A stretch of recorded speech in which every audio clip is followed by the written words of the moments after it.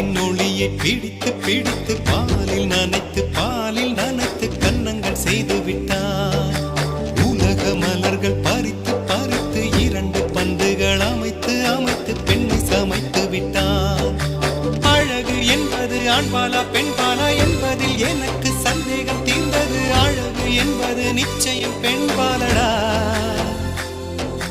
கவிதை என்பது மொழியின் வடிவம் என்றொரு கருத்தும் இன்று உடைந்தது. கவிதை என்பது கன்னி வடிவமடா.